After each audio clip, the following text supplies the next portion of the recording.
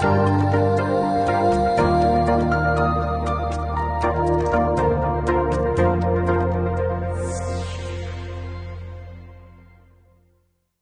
would not have been possible to produce all of the sessions and content for Punchback Print and bring you all of this content for free without the help of our amazing sponsors. So without further ado, here is a quick word from one of them. The ability for the latest wide format inkjet technology to print with 8 colours means that brand spot colours can be hit with incredible accuracy across a vast range of applications, from billboards to vehicle wraps. It's now possible to achieve even the finest skin tone gradient for up-close applications, such as point of sale for luxury products.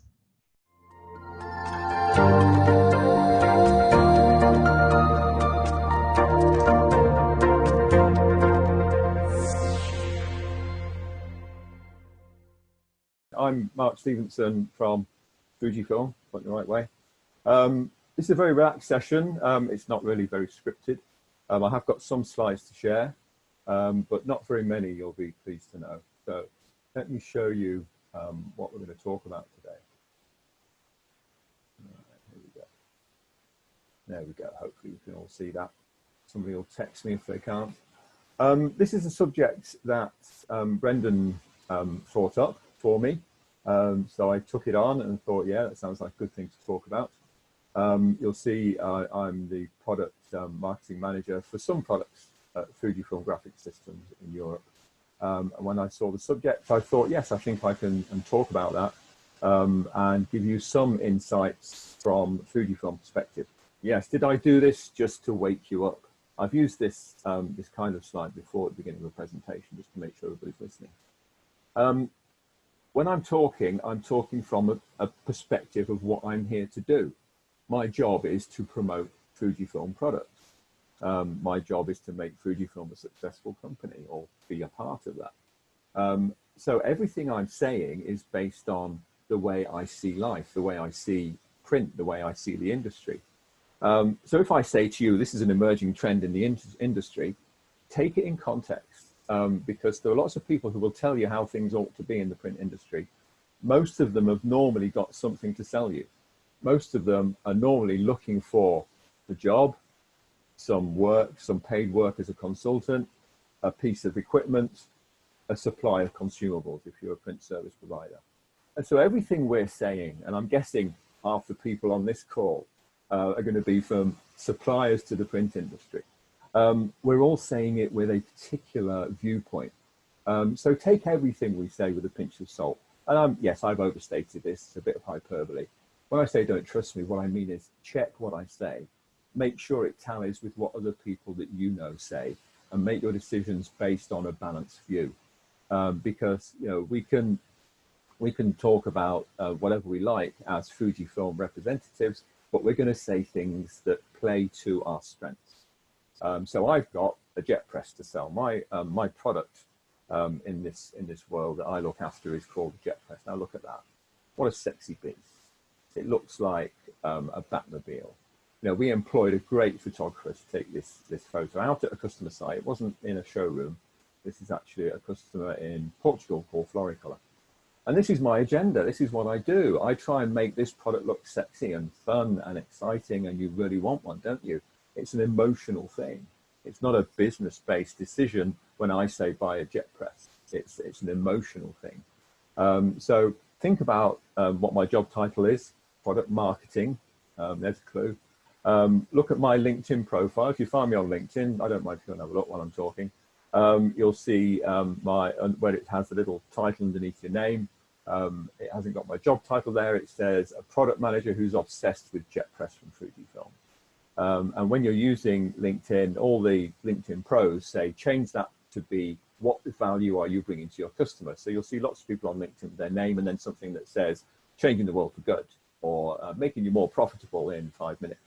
I've decided to be a little bit more honest and upfront and say, actually, the reason I'm on LinkedIn is to promote this product and to talk to you about it in a roundabout way sometimes. Sometimes it's not the main driver of what I'm saying, but I'm still there for that reason. So just bear that in mind as we go through this and the things that I say.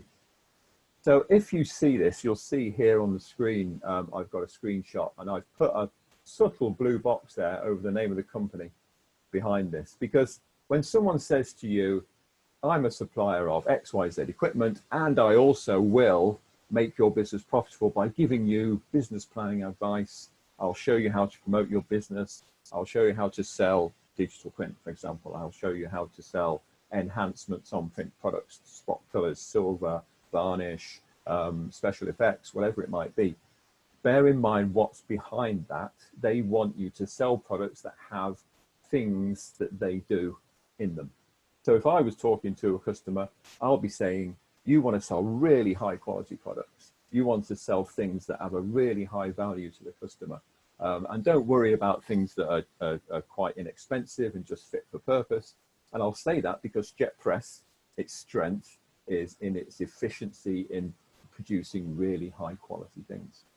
So just allow for that. Also, the other thing that you get a lot is you get heroes of the world like Steve Jobs, people who do no wrong. And we should all be like Steve Jobs. We should all do what he did. We should all talk the way he did. Maybe we should all wear black turtleneck sweaters.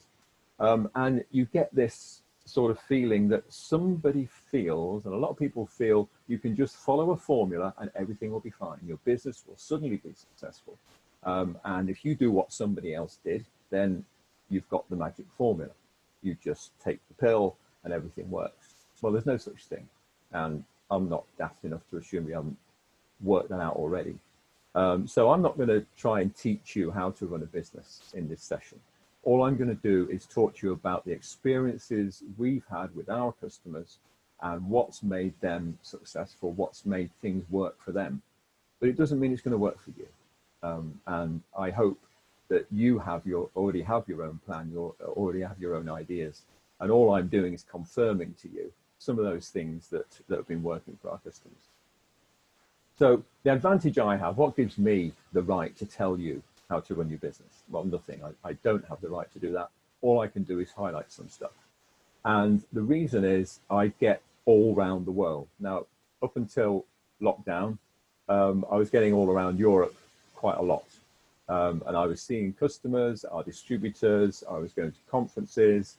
I've got a great job. I really enjoy going around talking to people. And I learn things from them. And anything I've said or are going to say today is based on what other people have come up with, mainly. But since lockdown, I also now get the chance to go wider afield. And I've had a lot more conversations with people in the USA, in Canada, in Japan, in India, South America, South Africa. All kinds of people are getting together remotely and talking together and sharing ideas. And so we get to see a fair bit because we have a wide customer base in a wide range of different areas. So that's sort of my chops, if I've got any, to say why I've got something to say. So I've just pulled together 5 things because I've only got 15 minutes and it's 10 past already. So I better get moving. I've pulled together 5 things of what I think, in my mind, make a successful business and the things that people have got. So first of all is enthusiasm. And something's got at the top of my screen that makes me think I've probably got some chats to have a look at. So let me see if I can find the right button here to see where the chats are. No, I can't see them yet. I'll look a bit. Ah, chat. Right, let's move that over here. So yeah, type it in there. Oh, there you have got a proud embellishment foil. I'll answer that one later. So I haven't got the patience to read the question properly. I've got to apologise for this slide. I'm really, really sorry. That's a horrible piece of stock photography, particularly this guy on the very far right. He's obviously been there for 2 hours trying to get this shot right, and all he wants to do is go and see his girlfriend because he should have met her an hour ago. There's really a dearth of good stock photography. But enthusiasm, for me, has got me personally a long way. I can talk about things enthusiastically, even if I only know a very little bit about it, and get away with it. And this is what I found with a lot of our successful customers. They've got you can call it drive, you can call it passion, you can call it energy. they've got something they really believe in. They've got something they just can't stop talking about. They can't stop pushing through and saying, you know, how you can join in and catch the bug that they've got, whether it's a passion for print or efficiency in their business, whether it's for just business in general or relationships, whatever that might be. But enthusiasm goes a heck of a long way. And, you know, somebody told this to Andy Murray when he was playing tennis, that Andy, you need to be more enthusiastic, but he just can't talk enthusiastically when he's talking about tennis, even though he's really excited. But if you can get across your enthusiasm to other people, that will get you an awful long way. And it does with me. When I go and see a customer, he's enthusiastic about his business. I want to help him more. I want to give him more. I want to make exceptions to rules to try and help their business along and make it move. But bear in mind, there is a very thin line between enthusiasm and, I've lost my mouse again, because I've been looking at the chat. I knew I shouldn't have done that. And crazy. There's a very thin line between this, which doesn't look totally crazy, and this, which is just, you know, over the top, too much. What's the difference between the two? It's knowing who your audience is, knowing who you're speaking to. You're speaking to people who appreciate enthusiasm, then turn it up to 11. If you need to have a very considered, measured approach, then maybe you need to just dial it down a touch. But it's certainly, in my book, one of the key factors. The next one is stamina. And when I talk about stamina, I'm not talking about just keeping on going, doing the same thing, not stopping. I'm talking about when you fall over, when something goes wrong. And if you're in business, you will have had this. And the measure of how successful you're going to be is how you respond to that. Do you get up? Do you carry on? And do you watch people running away in the distance and just go, oh, it's too late? Or do you get up and do something about it? And, you know, I'm thinking at the moment about COVID and the way that's knocked us all sideways. My business, your business, we're all looking in the distance to see who's still going. Should we join them? Have we got the strength to carry on? And stamina means getting up and pushing yourself to do that and doing something about it. I can think of a couple of examples. We've got a customer in Spain called Aries. They pronounce it Aries, I think. And they, in 2008, were hit by the economic downturn in Spain. They had a massive premises that they had acquired. It was half empty. They really didn't know what to do. And then the boss said, tell you what we'll do. There's lots of people in our situation. Let's all get together, move into this premises together. We won't join our companies up, we'll just work together. And he brought together printers, print finishers, designers, copywriters, everything you would need to make promotions, and started this almost like a co-op, a loose affiliation where everybody said, we're going to work together, pass work to each other and get out of this. And as a result of that, has really made his business come alive and survive until now. So I also listened to a podcast yesterday about Nespresso. Nespresso was invented back in the 70s. When they first marketed it, they got it wrong. They tried to sell it to businesses and no one really bought it. When they made it a consumer product and doubled the price of the coffee, which was really interesting, then it took off. They didn't stop. They carried on. They picked themselves up. They found the right way to go. And stamina is a great thing. Ideas and common sense. I'll give you a minute to read the funny on there. You know that tingly feeling you get when you like someone. That's common sense leaving your body. And I find the same relationship between ideas and common sense. I know a lot of people who have great ideas. The trouble is, it's only 1 in 10. And if 9 of your ideas are bad and 1 is good, it's okay as long as you've got common sense. You know which ones to throw away and which ones to follow. So if you've got ideas and not common sense, it's not the end of the world. Just get somebody in your business quickly who's got common sense, who can pull you down to earth and make you think, okay, although I've got some really exciting ideas, they will make me think, okay, I've got a few ideas I need to think over rather than put into action straight away. I worked, and I've mentioned this on LinkedIn in a little story I put on there the other day. I worked for a company that had a great part of the business which was retouching old and damaged photographs. And this was back in the days when it was magic, when Photoshop, nobody really knew about it. And we had shifts of students retouching old damaged photographs, probably 10 people working in 2 shifts a day, just churning out torn, ripped, faded photos, printing them on a dye sub printer, and send them back to the customer and charge them 30, 40, 50 pounds, depending on the level of damage. And the boss of that company said, right, Mark, we're going to now sell our customers, our main customers, photographers who are selling this as an agency, we're going to sell them a Macintosh or a PC, a scanner, and an inkjet printer, and they can do it themselves in their own premises. And we did a big press launch, and one of the guys in the press said, hang on a minute, you're giving away your crown jewels. You know, something you're making money at, you're giving it away to somebody else so that they can make the money on it. And all you'll get is one hit of that sale of that hardware. What are you going to do now? And my boss said, don't worry, I'll think of a new idea tomorrow. He had total confidence in his ideas. But fortunately, he was part of a team. He had 2 brothers on his team. One was an accountant, one was a mechanic, and they were the common sense side, and they pulled him down to earth on his ideas and made them work. So make sure you've got that link in your business to be able to do that. And somebody with common sense, by the way, is not just someone who says no all the time. Somebody with common sense is somebody who can help you develop things and help you get ideas together. And the other one is talent. Now, talent's got a bad word, mainly from people like Simon Cowell and Britain's Got Talent. Talent isn't just performing. Talent is having the ability to spot something or do something. Like, for instance, you might have a talent for spotting an opportunity, seeing a gap in the market, seeing something the market needs that you need to get into. It might be a talent for raising money. It might be a talent for networking with people and finding people who are prepared to listen to you and tied up with your enthusiasm, your ideas. Then they might be able to be your backer. So you've got a talent for raising money. You might have a talent for developing people.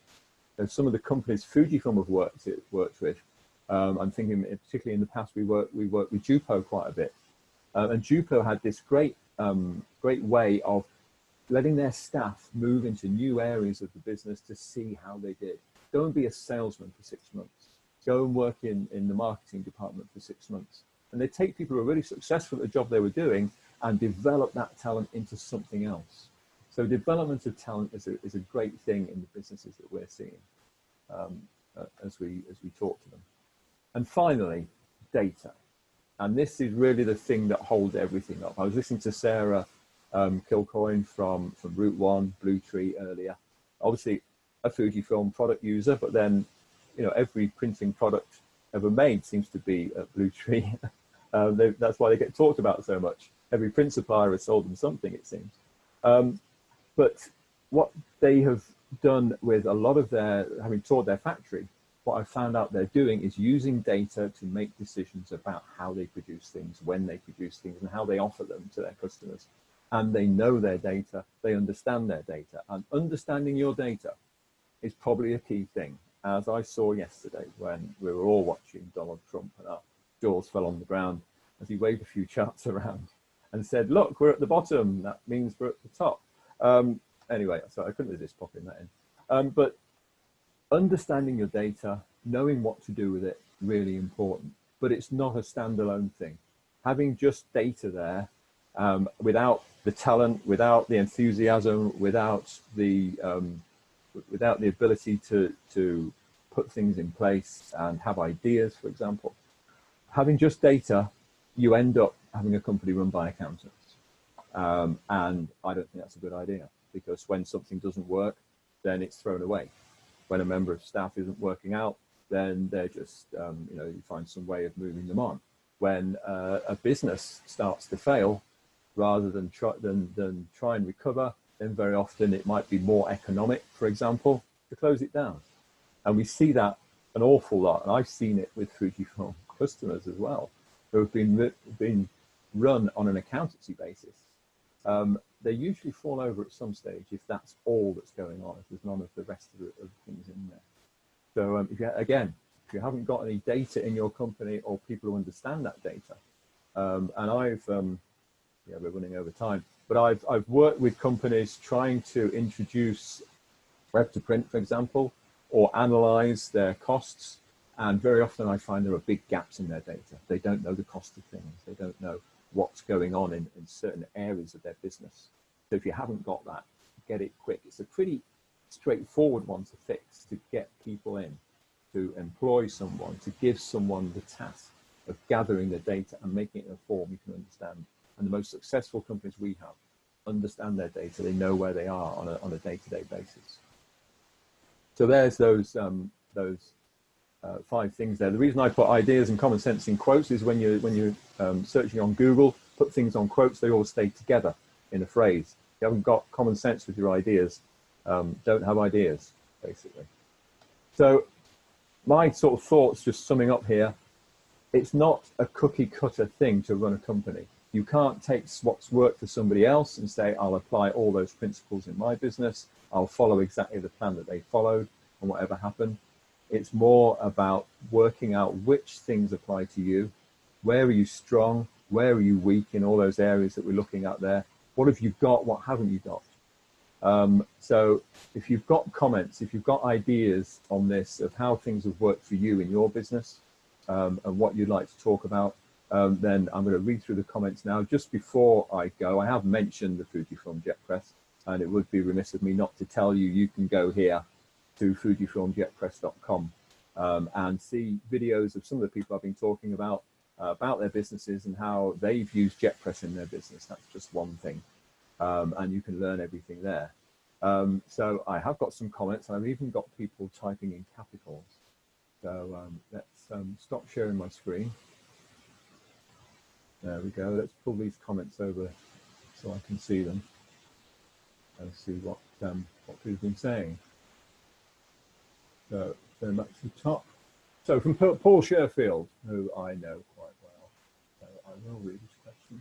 Are print embellishments such as UV and foil digital methods confutable, don't know what that word means, with coming out of the crisis with a greener economy?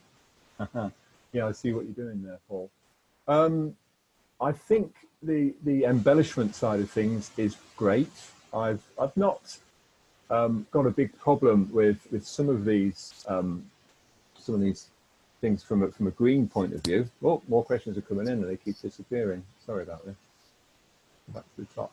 The main thing I think about embellishment though is it's only a good thing if you know how to sell it. If your salespeople are going out and saying, hey, we can do foiling, we can do special effects, we can do varnishing, we can do white ink, but they can't sell the value behind that, then you're going to find those features not being used.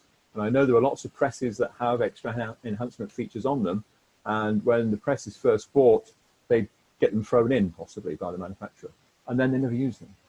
So you've got to have a real strategy behind it. How are you going to do it? How are you going to upsell that value? Are you going to use it to gain new customers? Are you going to use it to get more value out of the things you print? Because having these things and then somebody just saying, oh, and I'll do that for nothing, then you just lose out. You just bring your margin down on jobs. But from the crisis with the greener economy, I know, Paul, I need to have a chat with you about that one. I'm not sure where you're going. So the admin has put a question in. Thousands of your customers are facing market and COVID challenges right now. Is there a common denominator for those that are managing to deal with these challenges? Not that I've spotted yet. Sorry, it's early days coming out of this. We do analyze the data from our customers, and we're looking at markets that are recovering. And I can tell you now, markets that are recovering, books in particular, seems to be coming back out of the dip that we had during April and May. And they're starting to print, it in volume again. And that's some of the areas of the market that are managing to deal with challenges. We've got Tony Kenton, don't know you, Tony. I think the answer is refocusing on the customer's needs rather than the print design or whatever it is we're trying to sell. COVID has meant customers need our help today more than ever. And I can only agree with you, Tony. No pushback from me on that. And then again, Tony says, I think the answer is refocusing on the customer's needs rather than the print design or whatever they're trying to. Oh, it's the same thing. He's posted it twice. You must think it's really important. Like the enthusiasm, it's good. Alex Sharples says, it is indeed Tony. Oh, he's agreeing with Tony. Long time no, they have a little conversation on their own, long time no speak. My favourite question, whenever we are discussing a new inquiry, is to ask customers what they're trying to achieve. Yes, and Sarah said just this on her session earlier. Don't just take the order. Ask the customer, what are you trying to do? What do you want to get out of this? And advise them with what's the most effective thing. Another one from the admin. SME printers have incredible creative and technical know-how, a real value in their business. What's your advice on how they can communicate that value through to their customers?